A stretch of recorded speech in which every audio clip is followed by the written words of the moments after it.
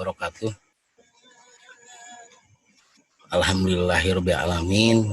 Rekan-rekan JMer yang saya sangat hormati dan sangat saya banggakan. Alhamdulillah ya, pada kesempatan malam hari ini kita masih bisa bersama nih Bapak Ibu sekalian di dalam acara live ya. Oke Bapak Ibu sekalian, dalam acara live ini nih, luar biasa, saya sapa dulu ya Kang Cepi. Oke, Teh Yeni, Teh Ida, oke, Queen Widyaningsih, Neola, Om Ayut, Teh Ida, oke, Abah Nabarudak, Ailah Nurlaila, oke, Cucu Priyatna, ada do, Teh Siti Nurjanah, apa Om Ogiu, Teh Rani, Ariki, Irfan,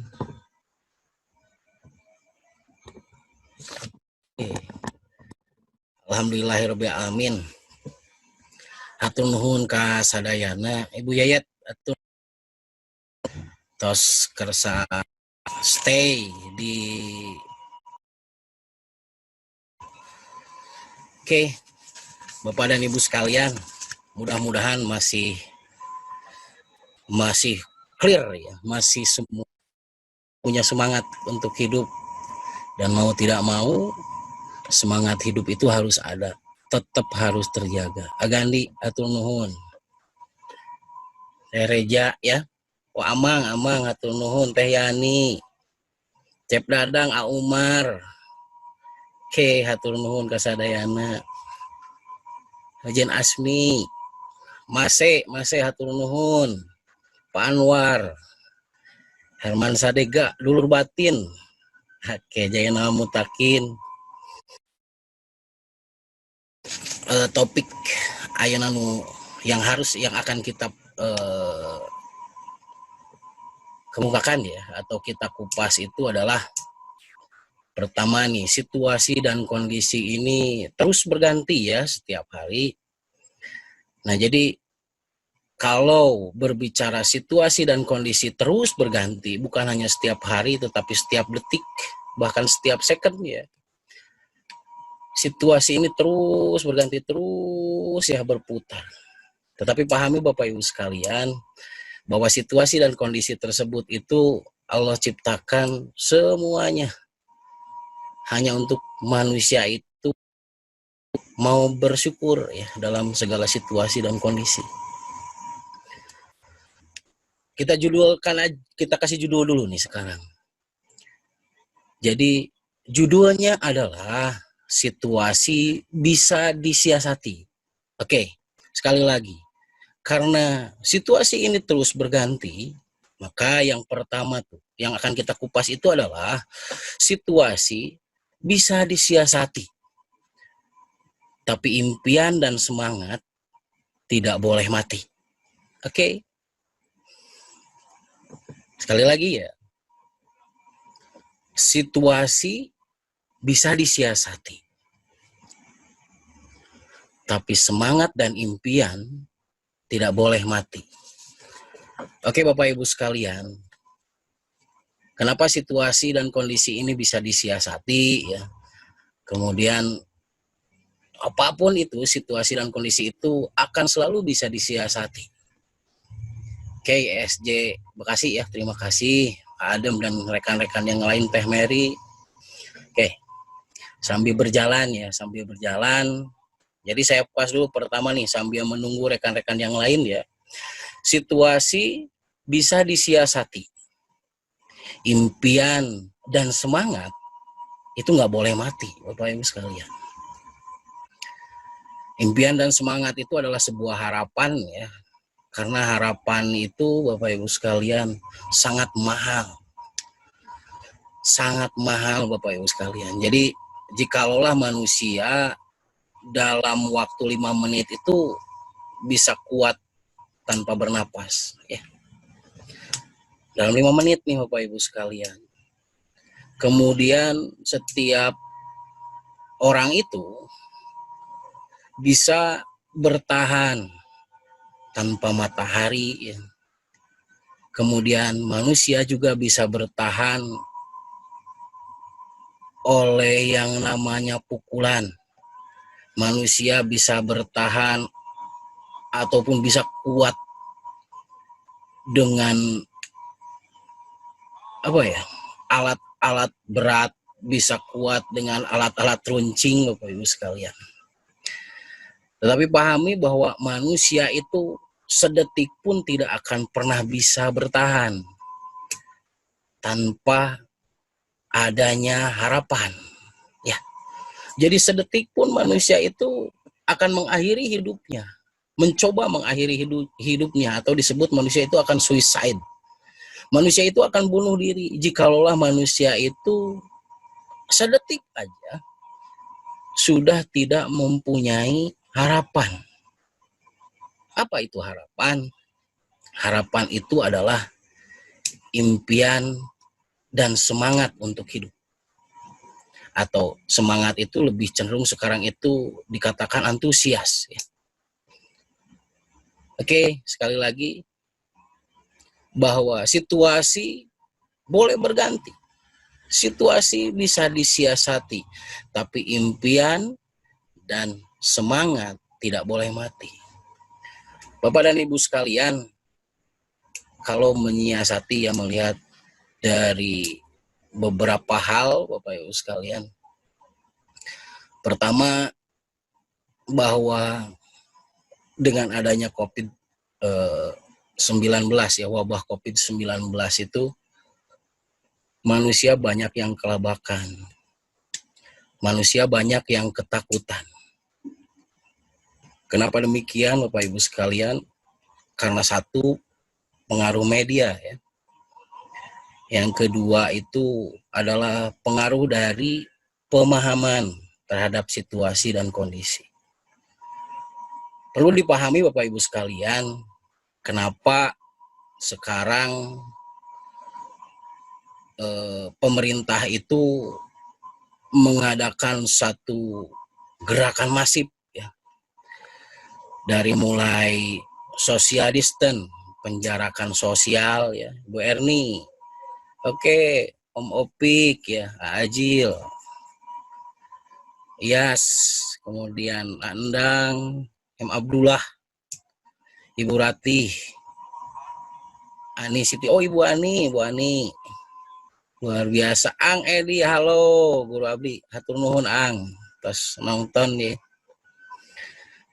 Oke, Bapak Ibu sekalian, Mase ya, Anopa, kemudian Rohendi. Sekali lagi, jadi sekarang pemerintah sedang menggalakkan satu gerakan yang masif. Maksudnya gerakan masif itu adalah yang benar-benar gerakannya itu lagi digemborkan di mana-mana ya. Bahkan ada beberapa kota yang memberlakukan lockdown. Sama sekali itu penduduknya itu jangan ada aktivitas, itu ada aktivitas keluar maksudnya. Oke Bapak Ibu sekalian, apakah kita harus takut? Kan gitu. Terus bagaimana nasib kita? Kan gitu. Oke, mari kita kupas satu persatu nih Bapak Ibu sekalian. Karena situasi dan kondisi ini terus berganti. Tapi sekali lagi, situasi dan kondisi sangat bisa disiasati. Yang paling penting adalah impian dan semangat gak boleh mati Bapak Ibu sekalian. Oke, para JMer sekalian, apa yang melatar belakangi semuanya ini terjadi ya.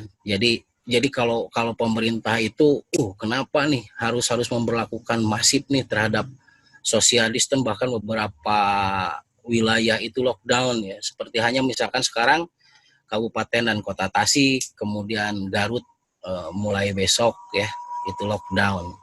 Jadi tidak boleh yang disebut di situ. Tetapi lockdownnya itu adalah tidak boleh ada orang selain daripada orang, misal orang Garut ataupun orang Garut keluar ataupun orang luar ke dalam Garut, itu nggak boleh. Ya, seperti itu ceritanya. Nah, mari kita siasati Bapak Ibu sekalian, apa yang harus kita lakukan dengan semua ini. Haruskah kita takut dengan semua ini? Saya yakin jangan pernah takut ya Bapak Ibu sekalian. Di sini seorang JMer ya, diri kita masing-masing. Oke, diri kita masing-masing ini diuji. Bapak Ibu sekalian, sebetulnya kalau berbicara masalah virus corona ya, corona itu mirip hampir-hampir. Kalau mirip itu hampir-hampir. Pak Agung hatur nuhun. Om Ken, hampir-hampir menyerupai flu ya. Apakah corona itu bisa sembuh? Sangat bisa sembuh. Sangat bisa sembuh. 99,9% corona itu bisa sembuh. Asal satu kan gitu ya. Suplemen kekuatan dari dalam itu terpenuhi ya. Kemudian kan itu banyak pertanyaan nih Bapak Ibu sekalian. Jadi kalau misalkan berbicara apakah corona itu bisa sembuh? Sangat bisa sembuh. Jadi sesuai dengan yang namanya hadis ya, bahwa tidak ada satu penyakit pun yang tidak bisa diobati kecuali kematian. Oke. Oh, halo orang Pati hadir ya. Oke, sekali lagi. Jadi virus corona itu sangat bisa disembuhkan. Ketika seseorang sudah terjangkit, ya, berarti kalau sudah terjangkit itu adalah positif, Bapak Ibu sekalian. Kalau seseorang itu sudah positif, maka orang tersebut itu satu, sangat bisa disembuhkan dengan jalan. Yang pertama, dia istirahat yang cukup ya, tidur yang cukup atau bed rest total ya. Bed rest total itu lebih cenderung banyak tidur gitu. Oke, yang kedua terpenuhinya makanan dan minuman. Dan yang ketiga itu adalah mempunyai ketenangan jiwa. Oke, ya.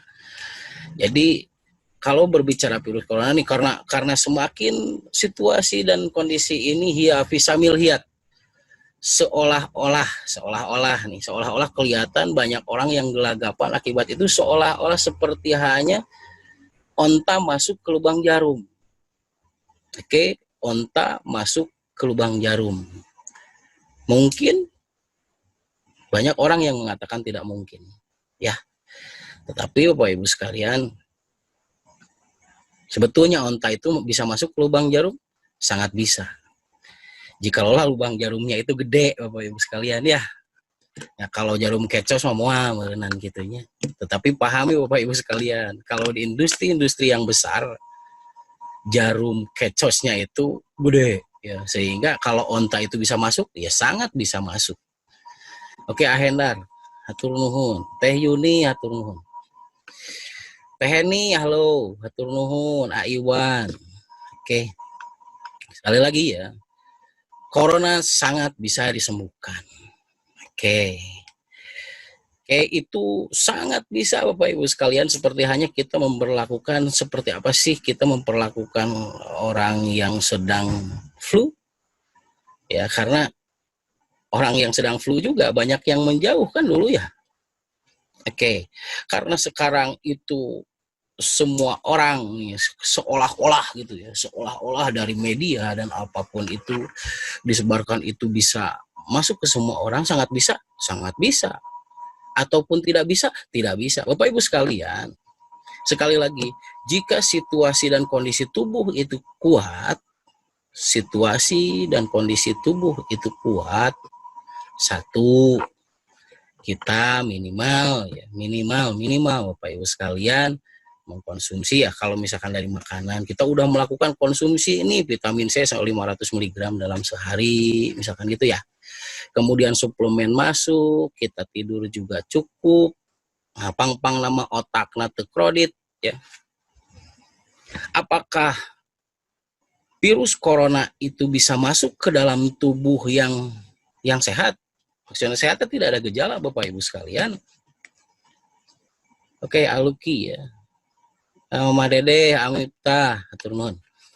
Apakah bisa masuk ke dalam tubuh yang dalam kondisi kuat? Tidak akan pernah, Bapak Ibu sekalian. Mari kita pahami situasi dan kondisi itu dari berbagai. Bapak Ibu sekalian melihat ada wakil wali kota, ada bupati, ada menteri yang terjangkit, artis-artis, dan lain sebagainya itu ada yang terjangkit positif corona. Loh, kan nggak ada gejala katanya di awalnya. Tapi pahami Bapak Ibu sekalian, kata siapa tidak seperti itu? Ternyata Bapak Ibu sekalian, dari informasi-informasi ya yang beredar, kemudian informasinya dari orang-orang yang akurat, dari tempat-tempat yang akurat. Bapak Ibu sekalian, orang-orang yang terjangkit corona itu adalah orang-orang yang benar-benar sedang down. Oke, ya, contoh nih, ada 2 bupati itu yang terkena ya, terkena. Saya tidak akan pernah sebutkan itu, karena Bapak Ibu sekalian juga sudah bisa ya. Oh Ajis ya, itu Ajis Tajimalela, BU, benang utek. Oke. Jadi kalau berbicara bahwa corona itu bisa menyerang seseorang, sangat bisa. Apakah dalam kondisi sehat seseorang bisa diserang? Tidak bisa. Dalam kondisi sehat, manusia itu tidak akan pernah bisa diserang, Bapak Ibu sekalian. Apalagi seorang JMer. Saya yakin rekan-rekan JMer itu semua Bapak Ibu sekalian, mudah-mudahan di grup ini semua ya, di grup ini semua satu, paling tidak dalam sehari sudah meminum 2 saset ya, pagi 1, sore 1, atau 2 saset sebelum tidur, ABC atau GMS tuh, atau HB Core atau RPJM. Nah, saya yakin itu kekebalan dari dalam Bapak Ibu sekalian ya. Jadi sekali lagi, apakah ke orang sehat, orang yang tidak down itu bisa masuk virus COVID itu? Tidak akan pernah. Tidak akan pernah masuk Bapak Ibu sekalian kepada orang yang kondisi sehat. Bagaimana kita pahami Bapak Ibu sekalian bahwa corona itu menyerang saluran pernapasan. Menyerang saluran pernapasan. Nah, seseorang Bapak Ibu sekalian, nih di GM nih harus paham dulu. Jadi kalau tidak paham bahaya, sok kasasar ya. Kok sok kasarabin itu salah arah, salah pemahaman. Ingat Bapak Ibu sekalian, salah paham maka salah ucap maka salah gerak ya. Oke. Sekali lagi Bapak Ibu sekalian. Jadi kalau saya melihat situasi dan kondisi orang-orang yang terkena COVID, saya pelajari terus Bapak Ibu sekalian. Yang pertama, orangnya tersebut itu dalam kondisi under pressure. Ya. Oke, yang sinyalnya muter tenang aja, nanti juga bisa dilihat ulang ya. Oke. Sekali lagi. Orang yang terkena COVID itu adalah orang-orang yang dalam kondisi under pressure, di bawah tekanan. Bagi yang jiwanya itu merasa ketakutan karena target tidak tercapai ya, ataupun dalam kondisi sedih, si manehna ninggalkeun, si manehna teu ngontak, si manehna lain-lain, di cap bintang 11-an ku pasangan, budak lower, dan lain sebagainya. Oke? Makanya Bapak Ibu sekalian, kalau berbicara sebuah ketakutan itu jangan terlalu takut. Apa yang harus dunia ini ya? Kecuali takut kita berbuat salah dengan Allah Subhanahu wa taala, Bapak Ibu sekalian. Ya. Sekali lagi, orang yang sehat, orang yang suplemennya itu terpenuhi tidak akan pernah masuk oleh virus COVID. Ya, tidak akan pernah masuk oleh Ustadz Tajudin, Pedro Arahmat, Egi hatur nuhun. Tidak akan pernah masuk ya, tidak akan pernah masuk. Kondisinya itu tidak akan pernah bisa dimasuki oleh virus. Hatta dimasukin virus tersebut akan dilawan oleh antibodinya. Pahami Bapak Ibu sekalian bahwa COVID-19 atau corona, virus flu, tetapi bedanya corona itu kalau flu itu nggak ada mahkotanya virusnya. Nah, kalau COVID ini virus flu, tapi ada mahkotanya. Makanya corona itu adalah artinya itu adalah mahkota, Bapak Ibu sekalian ya. Jadi virus flu yang bermahkota itu namanya corona. Di bahu lagi geus aya, dina awak urang geus aya, tapi dalam kondisi homeostatis, Bapak Ibu sekalian ya. Dalam kondisi homeostatis, dalam kondisi seimbang segala sesuatunya. HIV apakah ada di tubuh kita? Ada, Bapak Ibu sekalian. Jangan pernah berharap bahwa rekan-rekan sekalian, kita sekalian nggak punya virus HIV. Punya. Tetapi kita dalam kondisi dan situasi yang seimbang. Ya, seimbang. Oke, sekali lagi Bapak Ibu sekalian. Jadi setiap orang yang sehat itu tidak akan pernah bisa tertular. Ya, tidak akan pernah bisa tertular oleh virus COVID.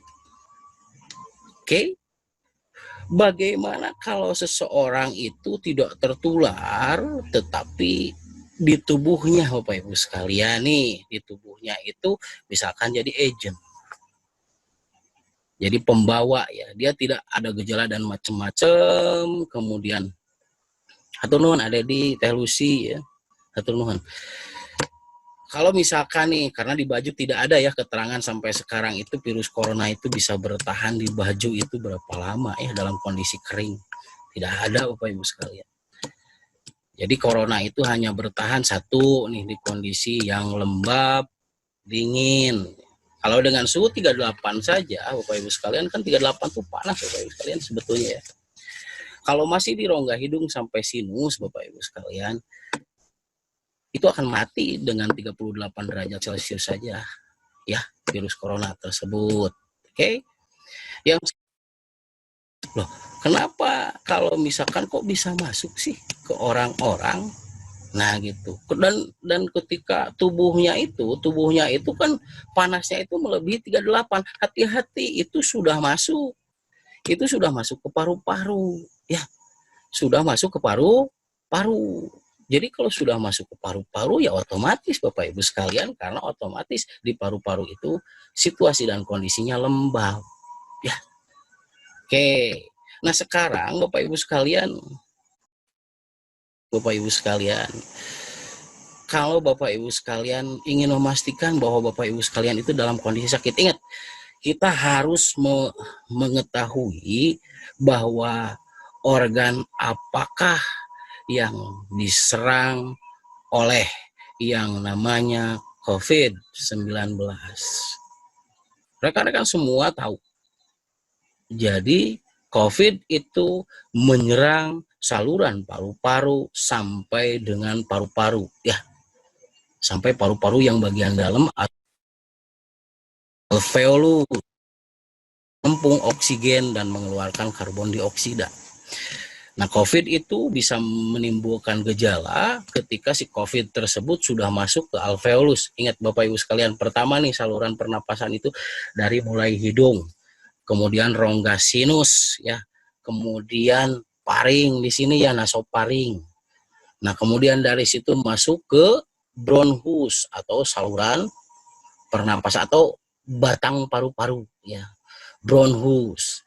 Nah, kemudian dari bronchus itu ke cabang paru-paru, namanya bronchioles.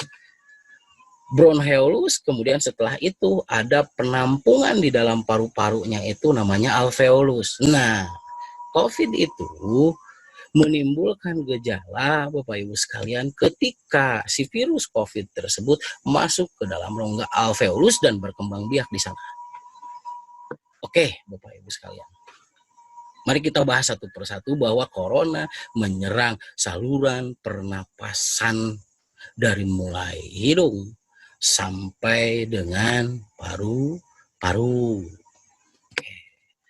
Apakah yang kan tadi sehat ya? Bagaimana kalau saya sehat? Bisakah saya tertular COVID? Bisa, jikalau pola hidupnya berubah. Tapi kalau enggak, ya enggak. Kalau sehat paru-parunya enggak. Oke. Nah, Bapak Ibu sekalian harus memahami paru-parunya itu yang bagaimana yang sehat. Nah, tadi kan kalau kondisi sehat itu COVID tidak akan pernah masuk, ketika masuk pun itu akan melemah. Ingat Bapak Ibu sekalian, COVID yang lemah atau virus yang lemah jenis di tubuh kita itu menjadi vaksin. Oke. Itu adalah ketika masuk lemah ngadon terus gitu nguatan si COVID dan apa. Jadi kalau misalkan seseorang yang sehat nih, masuk ke dalam rongga hidungnya, nah melalui saluran pernapasan, tara sholat mungkin, sholat oke sholat-sholatan, nggak ada ya di grup ini, nggak ada. Oke, Jampang hadir. Oke, terima kasih Awai, Ibu Yati ya, Rian Hisni. Oke. Jadi kalau seseorang itu, atau Fikrahman atau nun, Bu Hilmi atau nun. Oke. Kalau seseorang itu sehat, tadi saya bilang ya, kalau seseorang yang sehat itu bisakah tertular ataupun berkembang biak di tubuhnya itu COVID? Saya katakan tidak. Kondisi orang yang sehat tidak akan pernah betah yang namanya COVID-19. Tidak akan pernah tertular. Ya. Oke. Apakah dahsyat dengan hepatitis? Dahsyat hepatitis Bapak Ibu sekalian. Kalau penyakit ya. Dahsyat mana dengan HIV? Apalagi dengan HIV. Itu sangat dahsyat HIV, sangat dahsyat hepatitis, ya, sangat dahsyat TBC. Hati-hati Bapak Ibu sekalian. Ya. COVID itu adalah seperti seolah-olah menyerupai influenza. Oke? Menyerupai influenza, cuman masih itu lebih aktif. Jadi kalau influenza itu menyerangnya 3 hari baru parah, ini langsung. Ataupun tanpa gejala, tapi tetap ada tanda Bapak Ibu sekalian. Oke, orang yang sehat tidak akan pernah tertular. Orang yang sehat tidak akan pernah bisa masuk yang namanya COVID. Ketika masuk pun, maka virus tersebut akan melemah. Virus yang lemah itu namanya vaksin. Oke, kalau vaksin adalah ketika dimasukkan ke dalam tubuh, maka akan bereaksi dengan dan itu membentuk kekebalan tubuh. Oke, ini harus dikupas tuntas Bapak Ibu sekalian supaya Bapak Ibu sekalian itu, kita sekalian itu memahami situasi dan kondisi. Karena sekali lagi situasi dan kondisi sangat bisa disiasati. Yang selanjutnya, bagaimana kita menentukan bahwa tubuh kita itu sehat atau tidak? Oke, Bapak Ibu sekalian, nih sekarang wabah COVID. Wabah COVID itu sekali lagi paru-paru yang terserangnya. Oke. Berarti Bapak Ibu sekalian, kita awan mauli satu nuhun. Kalau kita paru-parunya sehat, maka tidak akan pernah tertular. Nah, Bapak Ibu sekalian bisa mencoba bagaimana memastikan kondisi paru-parunya sehat. Yang pertama, Bapak Ibu sekalian, tekniknya tolong dicatat ya, biar nggak lupa. Yang pertama, kita nih tarik napas panjang, tarik sekaligus tarik napas panjang. Nah, narik napasnya, narik napas dada Bapak Ibu sekalian. Tarik napas panjang. Neng Dewi, cicit cuyit, atur nuhun. Tarik napas panjang. Nah, ketika napas kita ditahan, tahannya sambil ditekan ya, tidak gini. Bapak Ibu sekalian, kita pernah beberapa kali ya, bagi seorang JMer itu harus menguasai 4 teknik pernapasan. Yang pertama itu pernapasan perut, 2 pernapasan dada, 3 pernapasan diafragma, yang keempat itu pernapasan tangan atau disebut juga pernapasan otak. Oke, untuk mengetahui bahwa paru-paru kita itu sehat atau tidak, caranya adalah Bapak Ibu sekalian, rekan-rekan JMer semua, guru saya nih, Bapak Ibu sekalian tinggal tarik napas Anda, tarik napas Anda, tempel di dada ya, pusatkan di dada, tahan sekuatnya sambil ditekan. Nah, setelah itu kemudian Bapak Ibu sekalian keluarin. Oke, lakukan 5 kali. Nah, Bapak Ibu sekalian, cobaan kabesekan tuh gitu. Apa sih kabesekan ya? Pokoknya gitu aja lah. Jadi kalau sampai Anda ketika Anda menahan batuk nih, menahan napas tuh, gini. Sekali lagi, bahwa orang yang sehat tidak akan pernah tertular COVID ataupun menjadi agent COVID. Oke. Nah, lantas bagaimana kita menentukan bahwa kita kondisi sehat dan kuat dengan situasi dan kondisi ini? Yang pertama Bapak Ibu sekalian, tentukan dulu diri Anda dalam kondisi yang kuat atau tidak, kondisi paru-parunya. Karena sekali lagi COVID menyerang paru-paru. Jadi kita fokus ke paru-paru kita nih.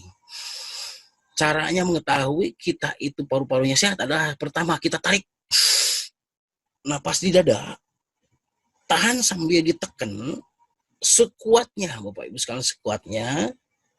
Nah, setelah itu ketika rekan-rekan sekalian atau Bapak Ibu sekalian tidak kuat nih menahan napasnya, kemudian keluarkan. Nah, bagi rekan-rekan yang lakukan 5 kali ya, lakukan 5 kali berturut-turut. 5 kali berturut-turut teknik napas seperti itu. Bahwa Anda itu kondisi paru-parunya kuat atau tidak. Paru-paru Anda bisa disarangi oleh COVID ataupun tidak. Om Agus Endaya turun. Oke. Jadi kalau dalam 1, 2, 3, 4, 5 kali rekan-rekan sekalian itu ketika naik nafas, kemudian ketika ditahan, Anda bisa kuat kemudian keluarin, sekaligus dikeluarinnya, Anda tidak batuk-batuk atau terkekeh-kekeh ya. Nah, maka Bapak Ibu sekalian, berarti paru-parunya, Satria Bajran, berarti paru-parunya kuat. Ya. Oke. Kalau kuat, Bapak Ibu sekalian tinggal mempertahankan kekuatan tersebut. Ya. Bisa dipahami ya? Oke, ya. Kita tak pahami dulu diri kita sendiri. Apakah kondisi, situasi, dan kondisi tubuh kita ini kuat terhadap virus corona atau enggak? Berarti kita juga harus tahu diri kita sendiri. Ya, kita nanti bisa menjustifikasi pada orang lain, sementara kita juga tidak bisa menilai. Tidak bisa menilai yang namanya kondisi kita sendiri itu layak atau tidak, bisa atau tidaknya diri kita itu disebut sehat. Kayak bisa dipahami semua ya Bapak Ibu sekalian. Om Gusri datur nuhun. Aduh di Salman, Abahna barudak katur nuhun. Ibu Hilmi. Oke, sekali lagi. Jadi pastikan dulu Bapak Ibu sekalian bahwa Bapak Ibu sekalian itu golongannya itu golongan yang kuat. Oke. Jikalau Bapak Ibu sekalian sudah 5 kali berturut-turut dalam satu waktu itu, Bapak Ibu sekalian, ketika tarik nafas, tahan sekuatnya, kemudian keluarkan sekaligus, Anda tidak batuk dan tidak terkekeh-kekeh ya, kebesekan. Nah, gitu. Berarti angko satu nun. Berarti Bapak Ibu sekalian kondisi paru-parunya kuat. Walaupun nanti ada COVID yang masuk, COVID tersebut akan melemah. Virus yang melemah namanya vaksin. Berarti Bapak Ibu sekalian aja nalah teman. Om Uyew. Oke, betul. Sama Om Uyew, sama seperti power bank. Karena ini power bank ya. Makanya Bapak Ibu sekalian kenapa dari awal saya menyuruh kepada bukan menyuruh ya. Saya menganjurkan kepada nih, menyuruh kepada rekan-rekan JMer sekalian itu ketika mau ke klien, bagusnya itu setiap hari power bank, benar nggak Bapak Ibu sekalian? Ya, itu sejenis power bank. Jadi kalau rekan-rekan sekalian power bank, Bapak Ibu sekalian, ya dipastikan Bapak Ibu sekalian aman. Aman. Demi Allah, saya nggak jaminan oke. Kalau seandainya Bapak Ibu sekalian, kondisi power bank dilakukan dan otaknya dalam kondisi yang lain syakar itu dalam kondisi yang berpikiran positif, bersyukur, berpikiran positif ya. Oke Bapak Ibu sekalian, jadi pastikan dulu bahwa kita itu sehat atau enggak ya. Sehat atau enggak, jangan sampai kita itu diombang-ambing oleh ketidaktahuan Bapak Ibu sekalian. Awas, hati-hati, hati-hati. Kondisi kekebalan tubuh itu sangat akan bisa turun dalam hitungan detik atau second. Jikalaulah Bapak Ibu sekalian itu kita sekalian itu larut di dalam kesedihan dan larut di dalam ketakutan kita. Hati-hati Bapak Ibu sekalian, 0, sekian second itu bisa berubah. Ya, jadi 0, sekian second itu bisa berubah ketika seseorang itu terkena yang namanya rasa takut dan rasa sedih yang berkepanjangan. Ya, pahami Bapak Ibu sekalian, pahami Bapak Ibu sekalian.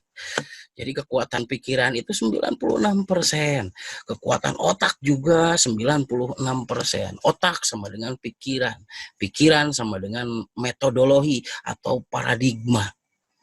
Paradigma itu sudut pandang, bagaimana kita menilai sesuatu itu penting atau tidak penting, bahaya atau tidak bahaya.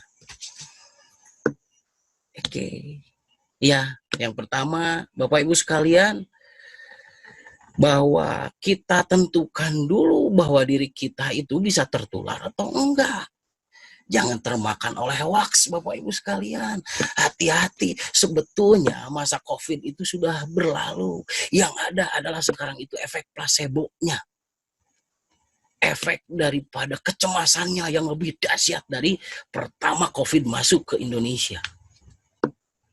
Oke Bapak Ibu sekalian ya. Sekali lagi, sebetulnya masa COVID itu sekarang sudah selesai. Mun invasi militer teh semua aya nu datang deui invasi militer teh.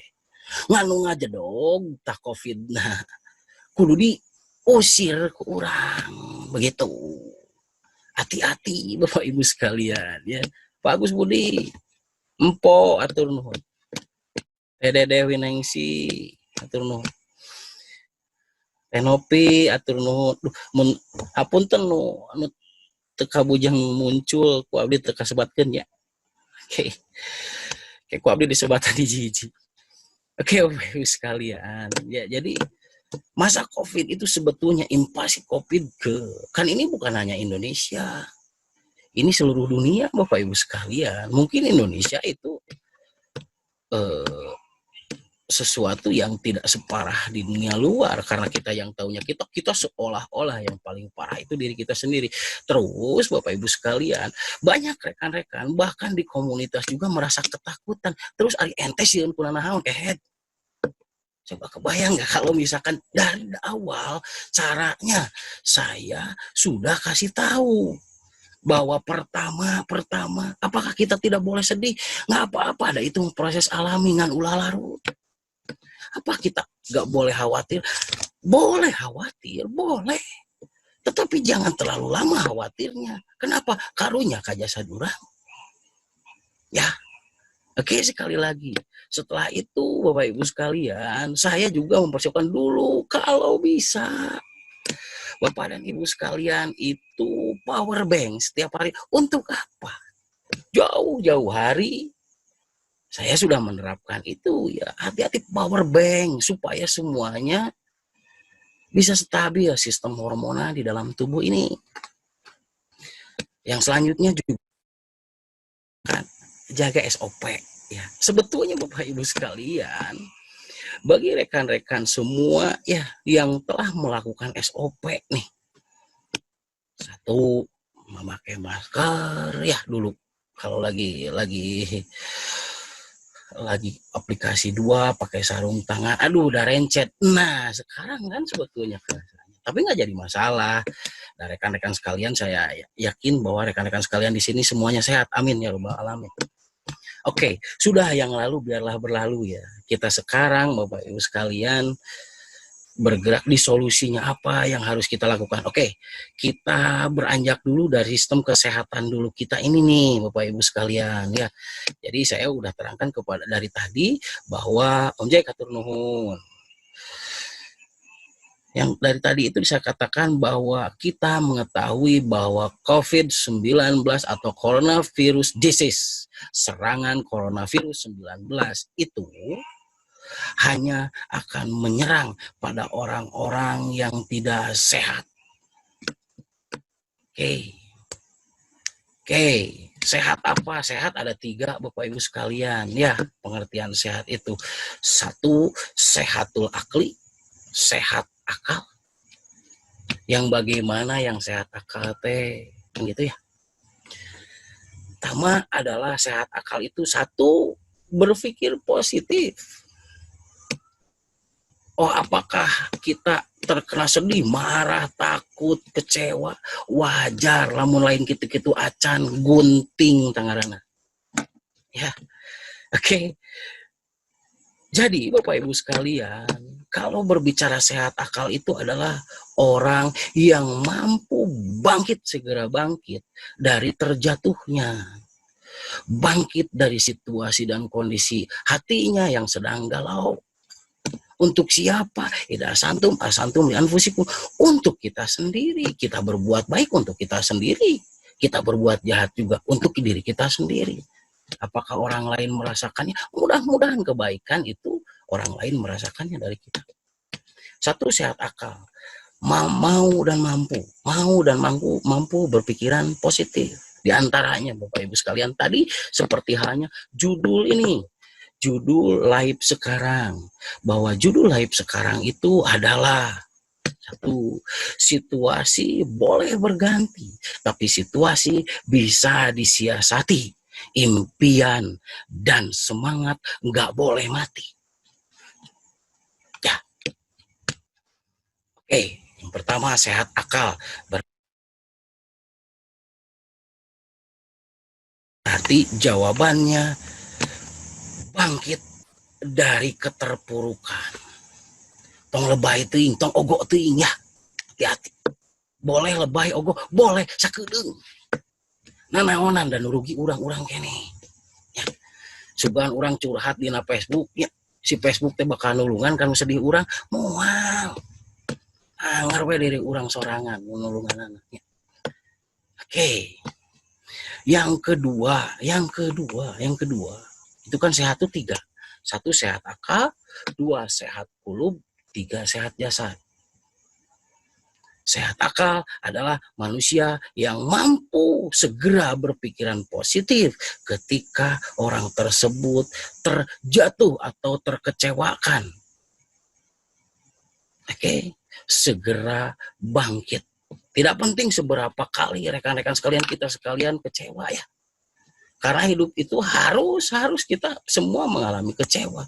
Kalau tidak kecewa, lain jelema ya. Ya, oke.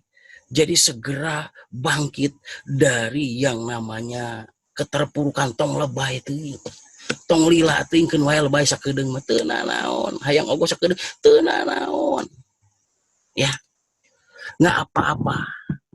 Yang penting Bapak Ibu sekalian, jangan terlalu larut di dalam kesedihan, di dalam ketakutan kita, Bapak Ibu sekalian ya. Satu, sehat akal.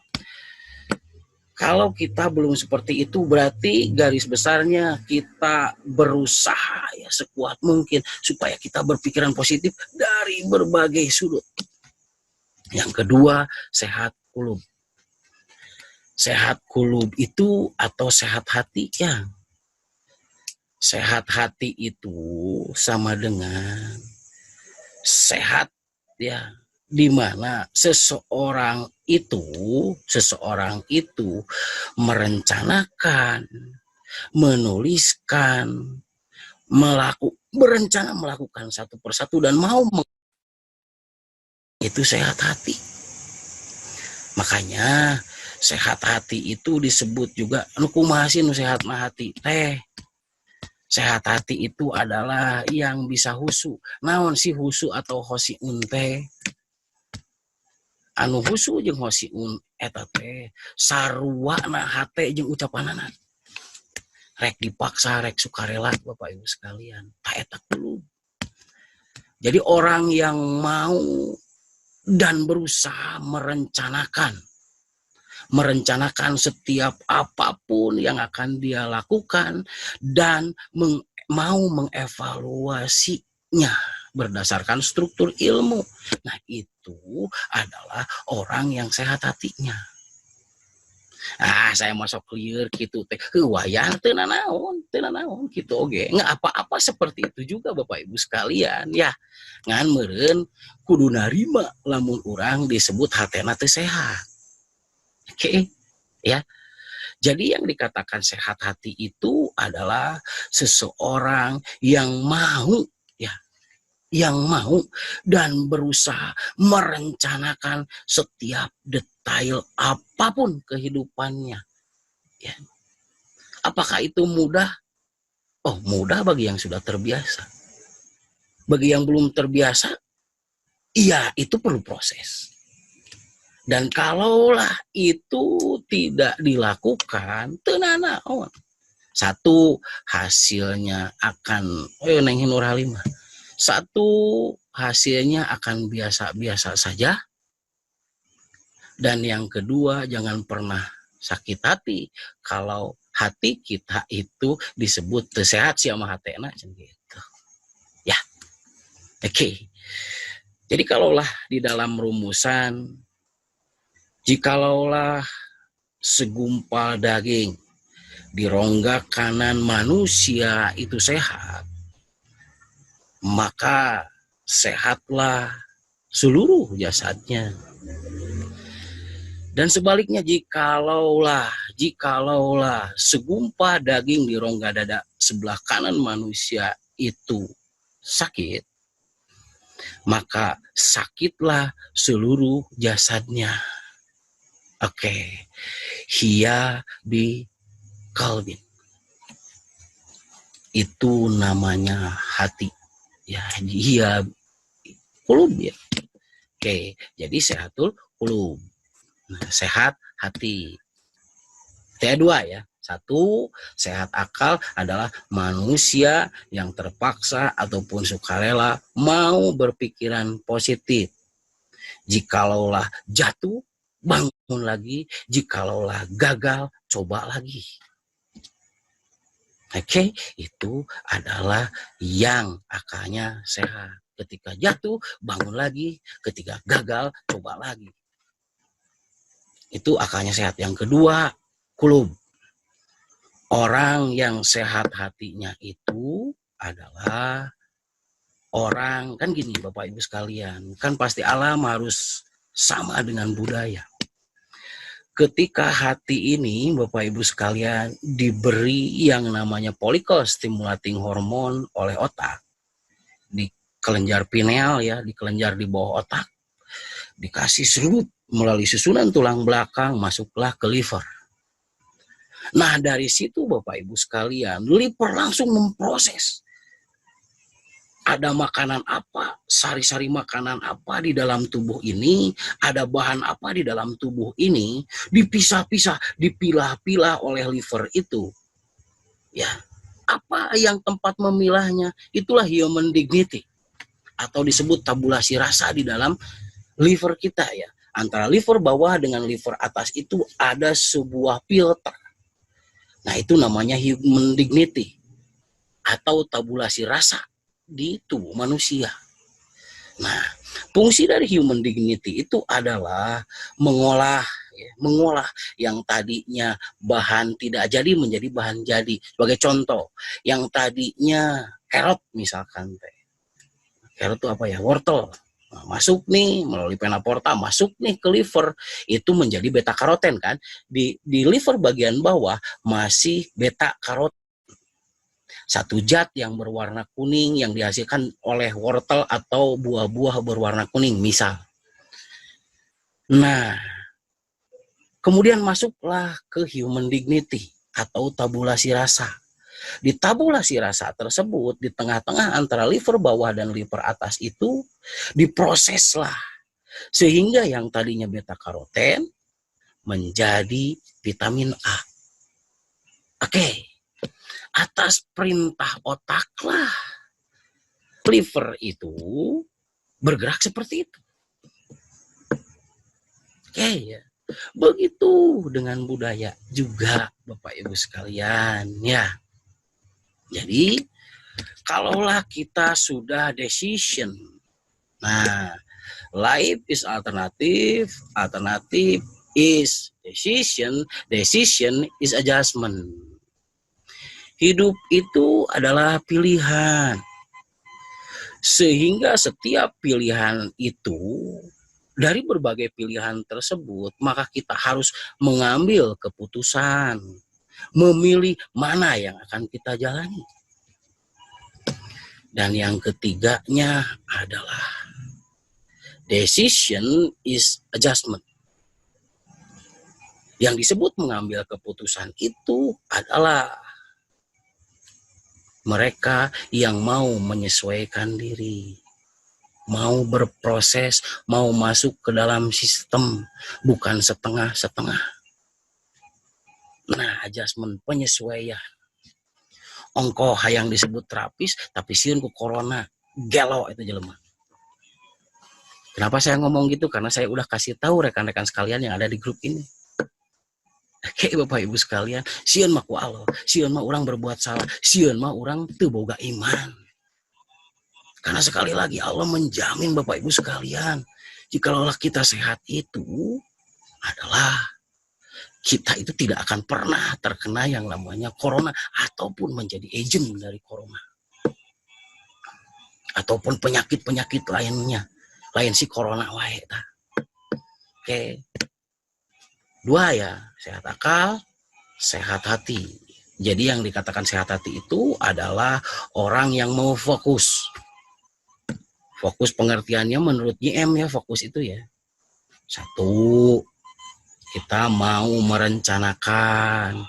Dua, kita mau menuliskan atau mencatat dalam otak, lamun otaknya cerdas mah.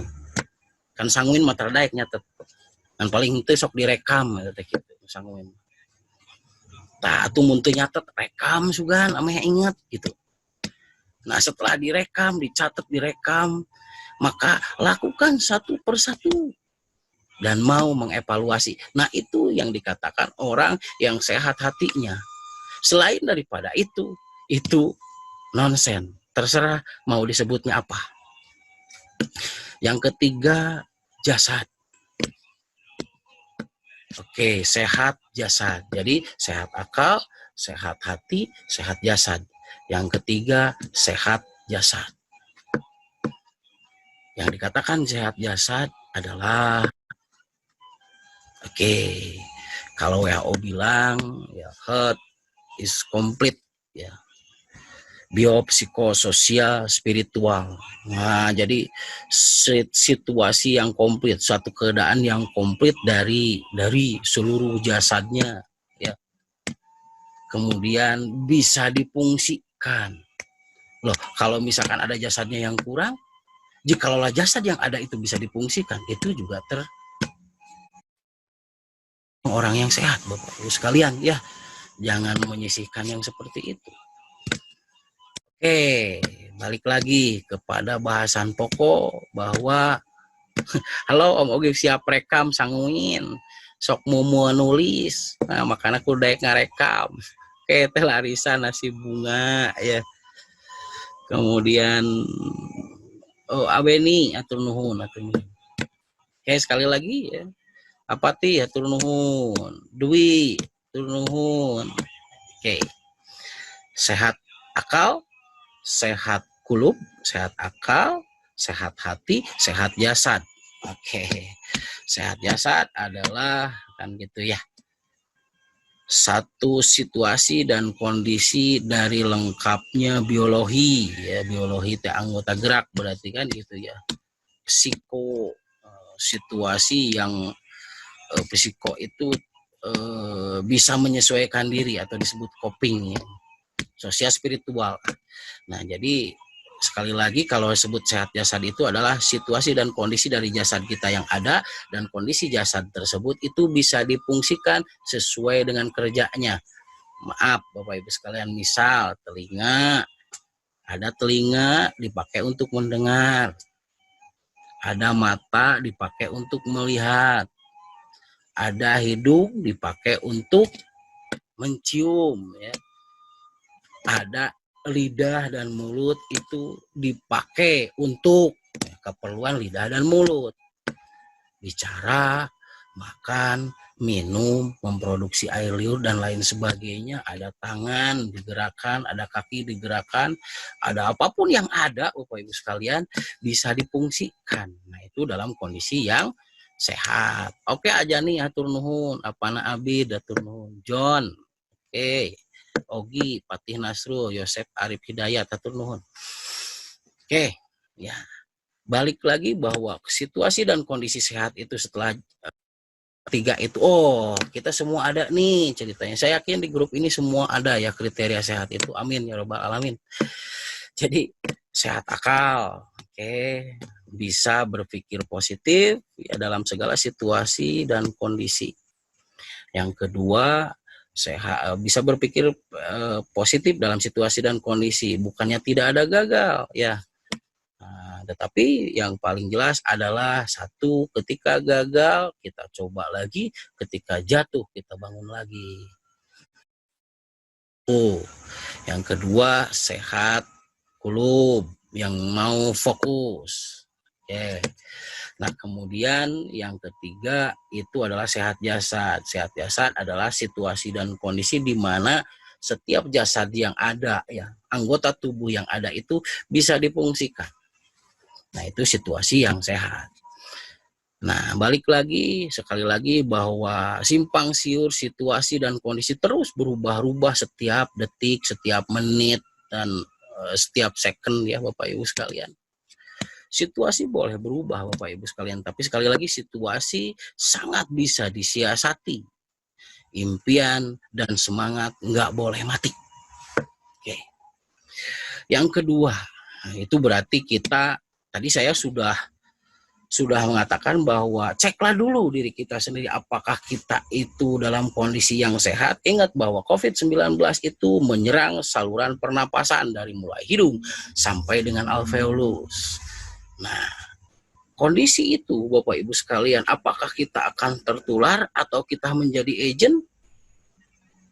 Kita kriteriakan dulu bahwa tadi dengan teknik nafas dada, tarik sekuatnya, tahan sambil ditekan sekuatnya, kemudian keluarkan sekuatnya.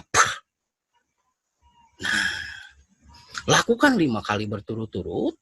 Jika hal itu ada, jika hal tersebut itu tidak ada apa-apa, kita bahkan lebih enak setelahnya, berarti kondisi paru-paru kita, pernapasan juga itu sehat. Yang kedua, Jadi jikalaulah ada batuk-batuk, nah, atau terkekeh-kekeh ya setelah olah napas 5 kali tersebut, itu hati-hati bahwa situasi dan kondisi paru-paru dalam kondisi lemah. Apakah harus takut? Nggak usah, ngapain juga takut ya. Nah, oke. Selanjutnya Bapak Ibu sekalian, berarti pastikan jikalaulah paru-parunya sehat, jaga paru-paru itu sehat supaya tetap sehat. Yang pertama, kita sudah disediakan ya, kita sudah punya, mungkin sudah mengenal yang namanya suplemen. Ya, usahakan ya minimal 2 saset dalam sehari, minimal. Ya, karena sehat tidak sehat itu bukan hanya corona Bapak Ibu sekalian, akan jauh lebih mahal ya dibanding dengan kondisi sehat. Dan pastikan keluarga rekan-rekan sekalian juga dalam kondisi yang sehat. Anaknya, pasangan hidupnya, siapapun yang serumah pastikan juga sehat dan jaga kesehatannya. Berarti ya. Yang selanjutnya, bagaimana kita mencegah dan bagaimana kita mengobati. Oke.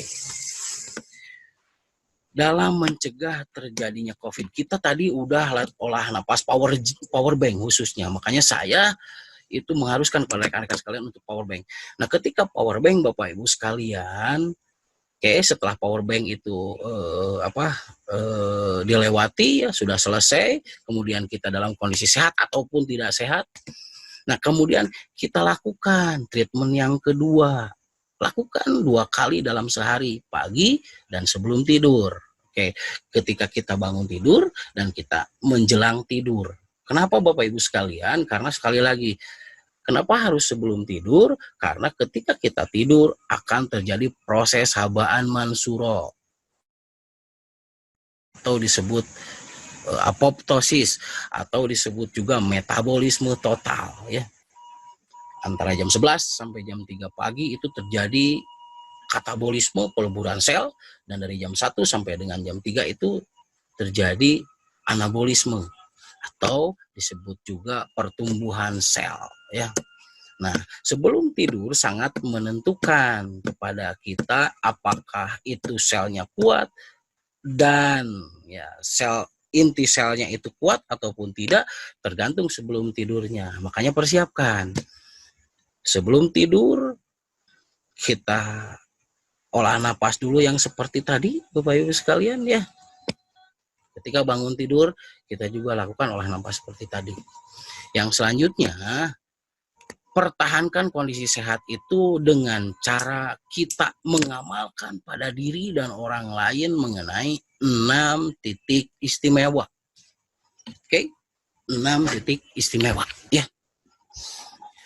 Jadi kalau berbicara 6 titik istimewa Bapak Ibu sekalian, dimulai dari titik nak ya, atau titik hegu. Fungsi titik hegu ini adalah satu, untuk menguatkan susunan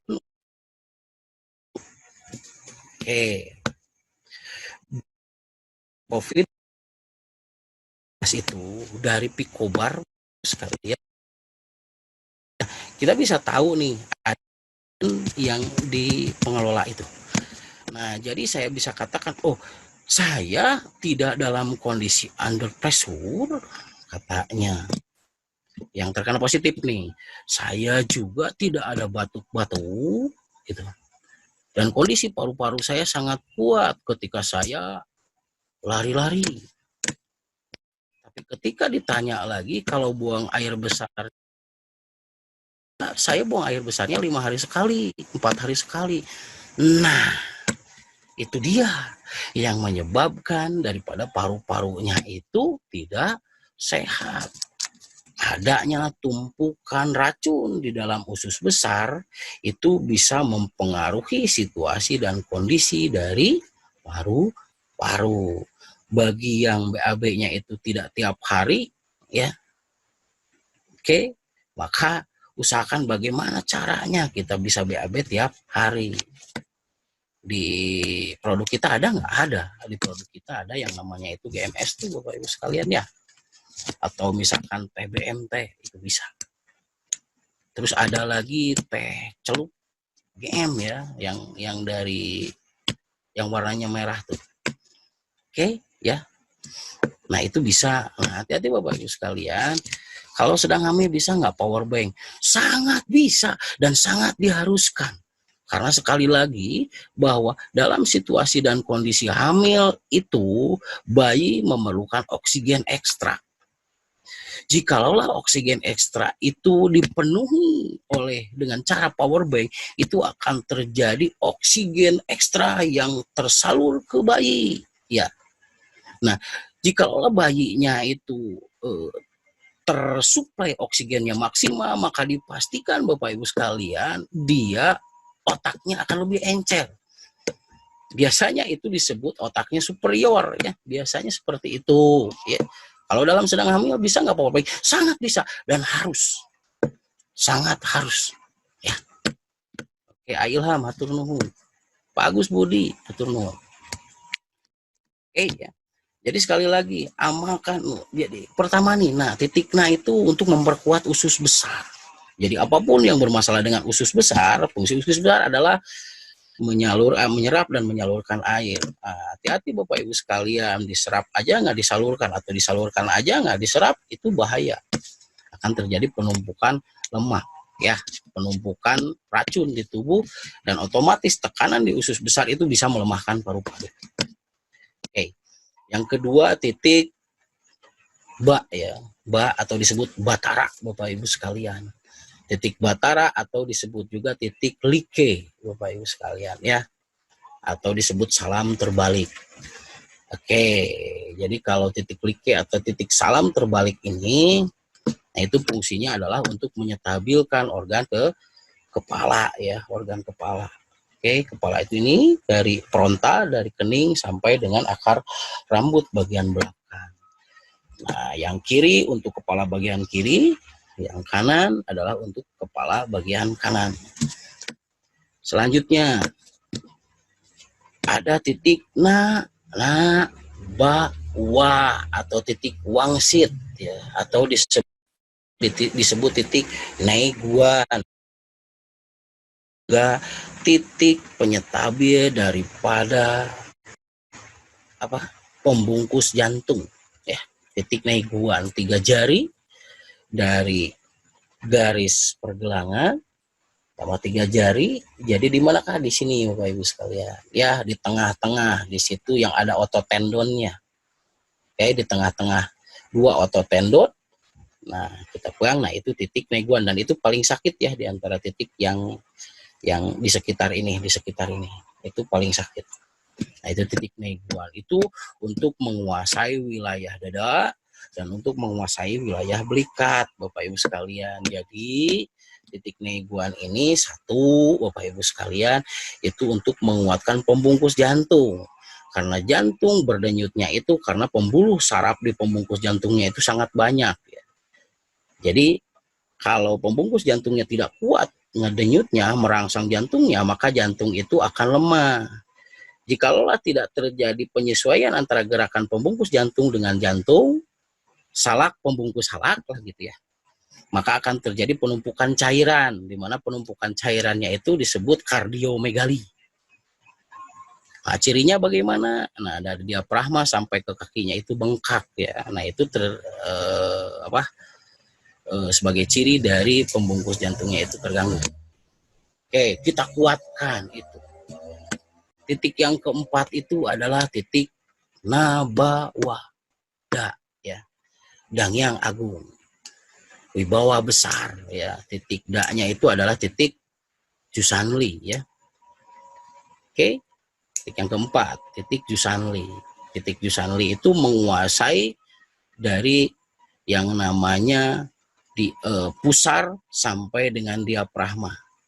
Jadi organ-organ yang ada di pusar dan diafragma tersebut itu bisa dikendalikan dari titik Jusanli, ya, atau disebut juga titik Dangyang Agung, ya.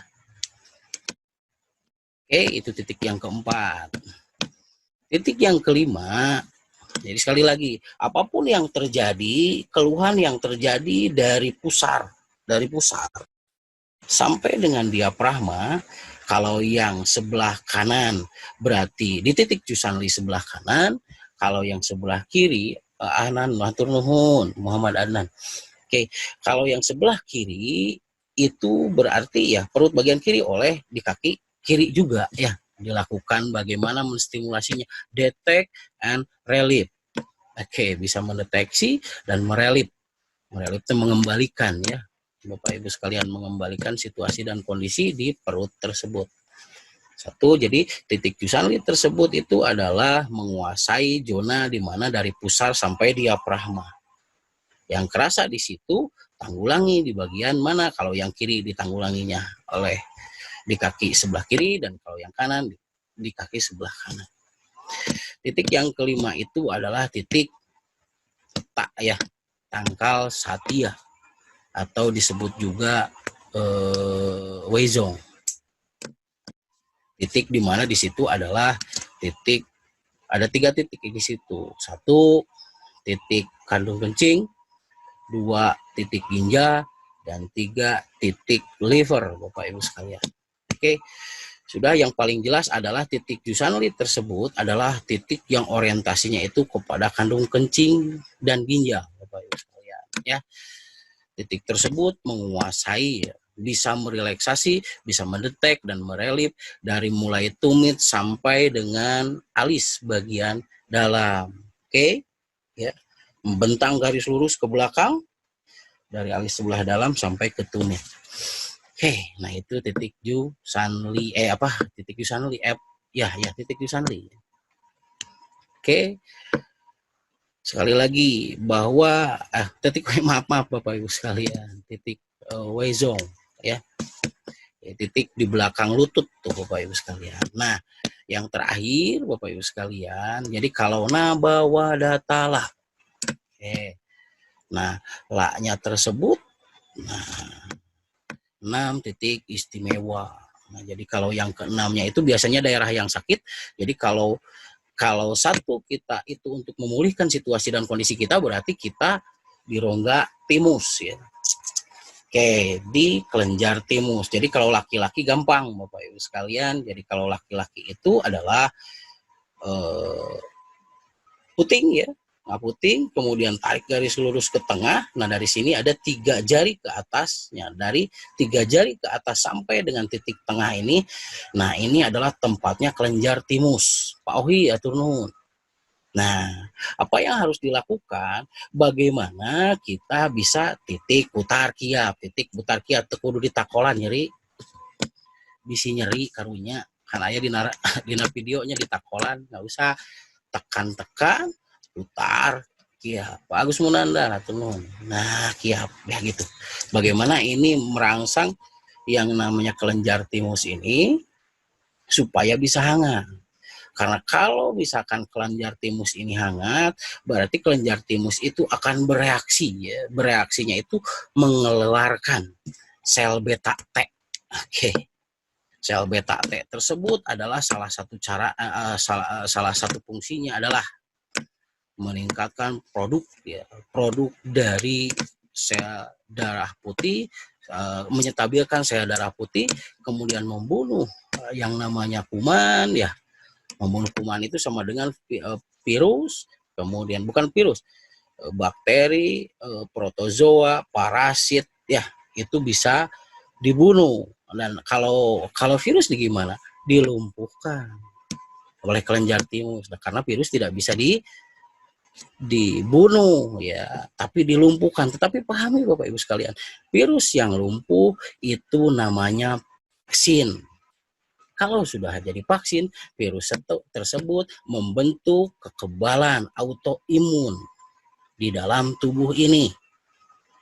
Nah, ketika ada misalkan virusnya lagi yang sejenis itu datang, maka dengan otomatis si virus yang sudah membentuk autoimun di tubuh kita itu akan membunuhnya virus yang tadi. Ya, sehingga virus yang tadi itu tidak bereaksi. Seperti hanya COVID, influenza, kemudian virus HIV, dan lain-lain. Oke, Bapak Ibu sekalian, itu ya. Jadi, apa yang harus dilakukan? Tadi kita cek diri kita sendiri. Kita juga bisa mengecek yang namanya Tehani atur nuhun. Kita juga bisa mengecek yang namanya kondisi tubuh kita layak dan tidak, bagaimana treatmentnya. Jadi treatmentnya suplemen masuk, kemudian kita juga menjaga ya, mengamalkan pada diri sendiri ya, 6 titik istimewanya Bapak Ibu sekalian.